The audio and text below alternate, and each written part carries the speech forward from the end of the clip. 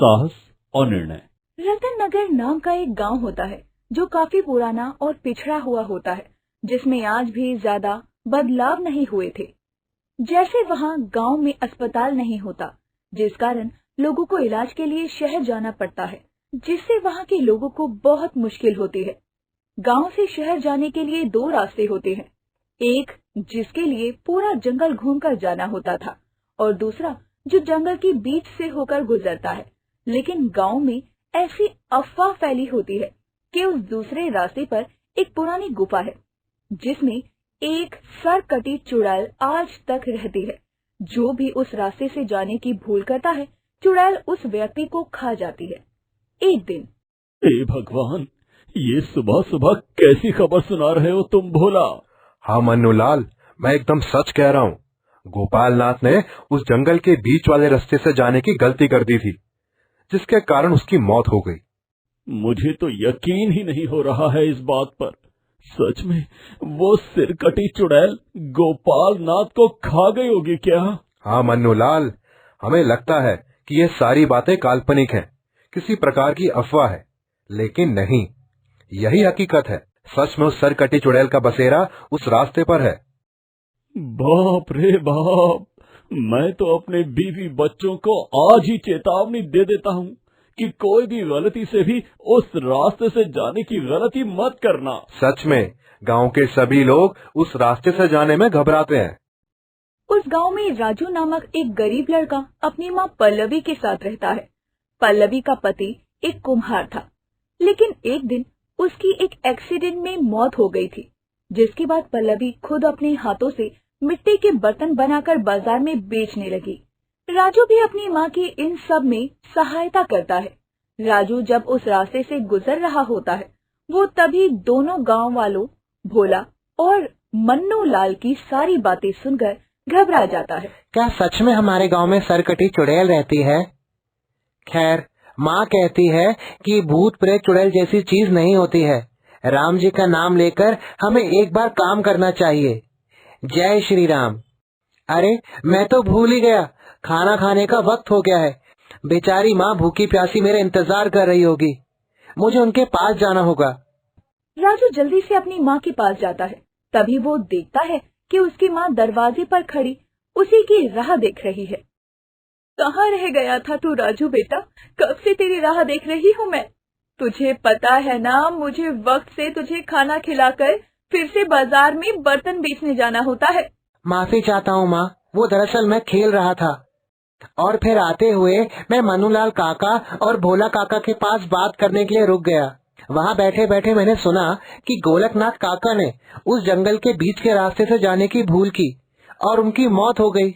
माँ, ये सरकटी चुड़ैल सच में रहती है क्या उस गुफा में? हाँ बेटा, गांव वाले कहते हैं कि वो इसी गांव की महिला थी और उसे इसी गांव के लोगों ने मारा था। उसकी गुफा के रास्ते से जो भी गुजरता है, वो उसका खून पी जाती है और उसको कच्चा चबा कर खा जाती है। तू भूल कर भी कभी उस रास्ते पर मत जाना, समझा ना तू? नहीं माँ, मैं उस रास्ते से भला क्यों जाऊँ? हाँ, चल अब जल्दी से हाथ मुंह धो ले, मैं तेरे लिए खाना लगा देती हूँ। ठीक है माँ। राजू और पल्लवी दोनों माँ बेटी खाना खाते हैं। वाह माँ, क्या सब्जी बनाई है। आहा, आप कमाल हो माँ, आपका कोई जवाब नहीं। चल अब ज्यादा मक्खन मत लगा और बिना बकर बकर किए खाना खत्म कर। पल्लवी गरीब होती है, लेकिन वो दिन रात खूब मेहनत करती है और अपने बेटे राजू को किसी भी चीज की कमी महसूस होने ही नहीं देती। खाना खाकर वो दोनों नए बनाए हुए मिट्टी के बर्तन लेकर बाजार की तरफ निकल पड़ते हैं। तभी रास्ते में जाते हुए उन्हें संतोष और विमल दोनों रोते हुए दिखाई देते हैं। उनके घर पर काफी लोगों की भीड़ जमा होती है और सभी कल्याणी काकी के जाने का शौक मना रहे होते हैं। हे भगवान, ये क्या कल्याणी काकी नहीं रही? ये सुबह से क्या हो रहा है? पहले गोपाल नाथ के जाने की खबर मिली और अब ये। अब आपको क्या बताएं पल्लवी भाभी, संतोष और विमला भाभी दोनों कल्याणी काकी को शहर के अस्पताल लेकर जा रहे थे। उनकी तबीयत गंभीर रूप से खराब हो चुकी थी, लेकिन आपको तो पता ही है कि शहर के अस्पताल में जाने के लिए पूरे जंगल के रास्ते को पार करना पड़ता है उसमें ही 3 से 4 घंटे लग जाते हैं। और जो बीच से होकर रास्ता है उसमें उस सिर कटी चुड़ैल का खौफ है। बेचारी कल्याणी काकी ने रास्ते में ही अपना दम तोड़ दिया। ये बहुत गलत है। सरपंच साहब को गांव में अस्पताल बनवा लेना चाहिए। अगर ऐसा रहा तो यूं ही लोग हमेशा अपनी जान गंवाते रहेंगे और उनसे हाथ धो बैठेंगे। शहर जाने के लिए ही 3-4 घंटे लग जाते हैं। ये सब उचित नहीं है। हाँ राजू बेटा, तुम एकदम सही कह रहे हो, लेकिन अब क्या करें? इस गांव के सरपंच साहब बहुत लापरवाह हैं। पल्लवी और राजू दोनों बाजार में जाकर बर्तन बेचकर शाम को घर वापस लौट आते हैं। रात में जीवन भी कितना अजीब होता है ना माँ। जन्म भी होता है, मरण भी होता है, और इंसान सारी उम्र बस किसी न किसी चीज के लिए संघर्ष करता रहता है, और कब उसे भगवान जी का बुलावा आ जाता है उसे पता ही नहीं चलता। हाँ राजू, बहुत अजीब होता है ये जीवन। अब देख तो, मैंने ये अपने बुरे सपने में भी नहीं सोचा था कभी कि मैं तेरे बाबूजी को कभी खोऊंगी, या कभी वो मुझे हमेशा हमेशा के लिए इस दुनिया में छोड़कर अकेला जाएंगे। लेकिन आज वो हमारे साथ नहीं है। चिंता मत करो माँ, मैं हूँ ना आपके साथ। मैं हमेशा आपकी हिफाजत करूँगा और आपको कुछ नहीं होने दूंगा। हाँ बेटा, चल अब सो जा, बहुत रात हो चुकी है। फिर कल दिन में नींद की झपकियाँ मारते बैठेगा। हाँ माँ। कुछ समय तक सब ठीक ठाक चलता है, लेकिन एक दिन अचानक से पल्लवी की तबीयत काफी खराब हो जाती है। उसे तेज बुखार आता है और साथ ही सांस लेने में भी तकलीफ होती है। राजू, राजू बेटा, मुझे अस्पताल ले चलो बेटा। राजू बेटा। हाँ माँ, हाँ माँ, आप हिम्मत रखिए माँ, मैं आपको अभी अस्पताल लेके चलता हूँ। राजू फौरन हाथ गाड़ी लाता है और अपनी माँ को लंबे वाले रास्ते से शहर के अस्पताल में ले जाता है, जहाँ जाने के बाद डॉक्टर जब पल्लवी का चेकअप करते हैं तो वो कहते हैं, डॉक्टर साहब, मेरी माँ कैसी है? कोई चिंता वाली बात तो नहीं है ना? राजू बेटा, घबराओ मत, सिर्फ तेज बुखार है, ज्यादा काम के कारण ये हुआ है। लेकिन हाँ पल्लवी जी, आपको अपना ख्याल रखना होगा। एक साथ इतना काम मत करिए जिससे आपको थकावट हो जाए और फिर आपको सांस लेने में दिक्कत होने लगती है। इसीलिए जितना हो सके सिर्फ उतना ही काम कीजिए, वरना फिर से ऐसा भयंकर बुखार आने की आशंका है। ठीक है? ठीक है डॉक्टर साहब।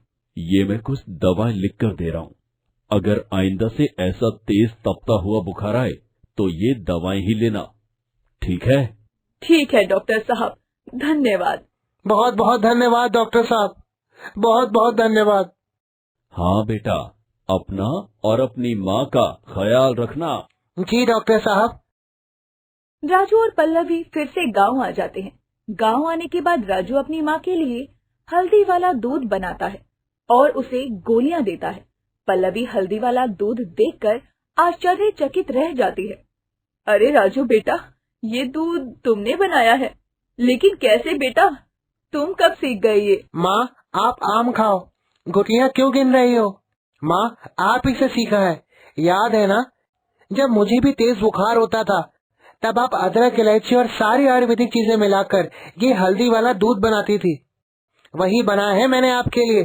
चलिए अब जल्दी से दूध के साथ सारी दवाइयाँ खाइए। ठीक है बेटा, खा लेती हूँ, धन्यवाद। ओफो माँ, अब इसमें धन्यवाद की बात कहाँ से आ गई? आप मेरी माँ हो और आपकी सेहत का ध्यान मैं नहीं रखूंगा तो और कौन रखेगा भला? बताइए, बताइए ना। हाँ बेटा, ये बात भी सही है। अगले दिन पल्लवी को दिक्कत न हो, इसीलिए राजू उसे दिन भर घर में आराम करने देता है और खुद बाजार में जाने का तय करता है। लेकिन राजू बेटा, मैं चलती हूँ ना साथ में। बेटा, मैं अब अच्छा महसूस कर रही हूँ। माँ, अभी तक आप पूरी तरह ठीक नहीं हुई हो और आप चिंता क्यों कर रही हो? मैं संभाल लूंगा सब कुछ। आप निश्चिंत रहकर घर पर आराम कीजिए। आपको आराम की सख्त जरूरत है, क्योंकि दवाइयों के साथ साथ आराम भी असर करेगा और उससे ही आपकी सेहत पूरी तरह सुधर पाएगी। ठीक है बेटा, भगवान करे इस दुनिया में हर माँ को तेरे जैसा बेटा मिले। सारी माँओं के भाग्य ही खुल जाएंगे जैसे मेरे खुले हैं। माँ, अब आप आराम कीजिए, मैं दोपहर में फिर आऊंगा, क्योंकि तब आपकी दिन की दवाई खाने का समय हो जाएगा। आप तब तक अच्छे से नींद ले लीजिए। हाँ बेटा। राजू बाजार में बर्तन बेचने चला जाता है। बर्तन ले लो, बर्तन, मिट्टी के बने हुए बर्तन, एकदम टिकाऊ और मजबूत बर्तन, मिट्टी के बर्तन, मिट्टी के बर्तन, बर्तन ले लो, बर्तन। अरे राजू बेटा, आज तुम अकेले आए हो? पल्लवी भाभी कहाँ हैं? वो काका दरअसल माँ की तबीयत खराब है, इसलिए वो घर पर आराम कर रही हैं। अच्छा बेटा, अपनी माँ का ख्याल रखना। तुम्हें देखकर तुम्हारे पिताजी की याद आ गई। वो बस इसी तरह यहाँ बाजार में मिट्टी के बर्तन बनाकर बेचा करते थे। लेकिन वाकई में मानना पड़ेगा, तुम भी बहुत शानदार तरीके के बर्तन बनाते हो बेटा। तुम भी धीरे धीरे इस कला में माहिर होते जा रहे हो, ये कहने में कोई हर्ज नहीं। धन्यवाद काका। दिन बीतते जाते हैं। पल्लवी और राजू अब दोनों फिर से साथ में बाजार जाने लगते हैं। पल्लवी को अपने बेटे पर बहुत नाज होता है, क्योंकि वो उसकी खूब मदद करता है। लेकिन एक दिन जब वो दोनों घर पर लौट रहे होते हैं, तब अचानक से तेज बारिश आती है और रेडी पर रखे सारे मिट्टी के बर्तन भीगने लगते हैं। अरे, हमारे सारे बर्तन भीग रहे हैं। अरे माँ, बर्तन उठाना छोड़कर पहले आप अपने आप को बचाइए। आपकी पहले से ही तबीयत ठीक नहीं रहती। जल्दी चलिए यहाँ से, वरना आप पूरी भीग जाएंगी। घर पहुंचने तक बारिश थम जाती है, लेकिन बारिश में पूरी तरह भीगने के बाद पल्लवी की तबीयत बहुत खराब हो जाती है और उसे फिर से तेज बुखार आ जाता है, जिससे उसे सांस लेने में भी दिक्कत होने लगती है। राजू, राजू बेटा। माँ, आप घबराओ मत, मैं हूँ ना। 1 मिनट में मैं आपको दवाई देता हूँ, उससे आपको राहत मिल जाएगी। राजू दवाइयाँ ढूंढता है, लेकिन वो देखता है कि दवाई की बोतल तो खाली हो चुकी है। अरे नहीं, ये क्या, ये दवाई की बोतल तो पूरी तरह खाली हो चुकी है। माँ की तबीयत बहुत ज्यादा खराब होती जा रही है और उनकी दवाई तो शहर के अस्पताल में ही मिलती है। अब क्या करूँ मैं?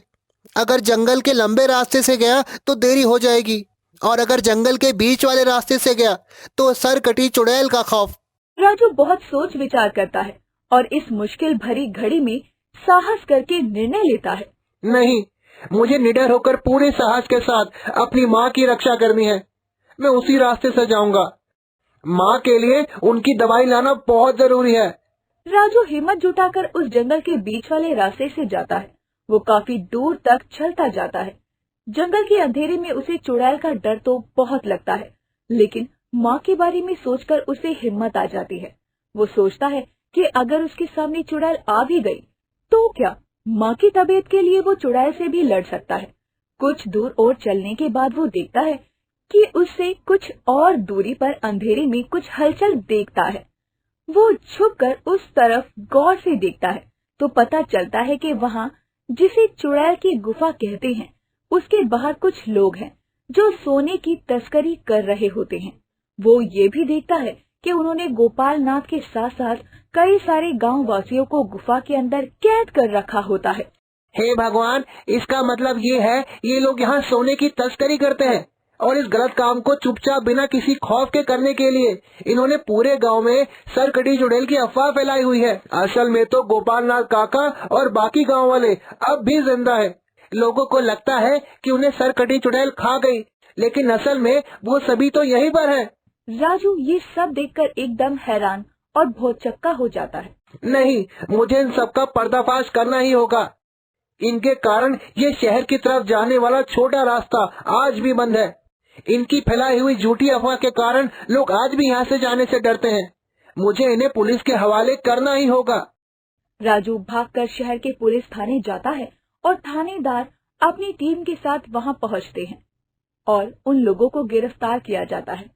और उस दिन के बाद से वो रास्ता हमेशा के लिए खुल जाता है और राजू सही समय पर अपनी माँ की दवाई लाता है और उसकी माँ अगले दिन तक ठीक हो जाती है। सभी गांव वाले राजू के इस साहस की खूब प्रशंसा करते हैं और उसे धन्यवाद कहते हैं। अगर तुम नहीं होते तो ना जाने क्या हो जाता राजू।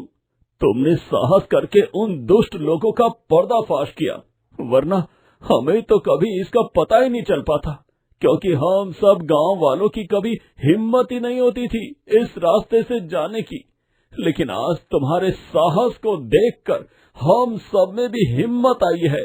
हाँ राजू बेटा, तुम्हारे कारण ही वो शहर जाने वाला छोटा रास्ता खुल चुका है। अब हम बिना किसी डर के जल्दी से शहर पहुंच जाते हैं। तुम सच में बहुत गुणवान और बहुत बलवान हो राजू बेटा। मैं सच में तुम्हारे इस साहस भरे काम के लिए अत्यंत प्रसन्न हुआ हूँ। धन्यवाद काका। और इस तरह अंत में राजू के एक साहस भरे कदम से गांव में चल रहा इतना बड़ा गैर कानूनी काम रुक जाता है। साथ ही सालों की एक खौफनाक अफवाह से भी पर्दा हट जाता है और गांव वाले एक चैन भरी जिंदगी जीने लगते हैं। कहानी से सीख, हमें हमेशा साहस के साथ अपने जीवन की परेशानियों का सामना करना चाहिए और हर एक कठिन परिस्थिति में सोच समझकर उचित निर्णय लेना चाहिए।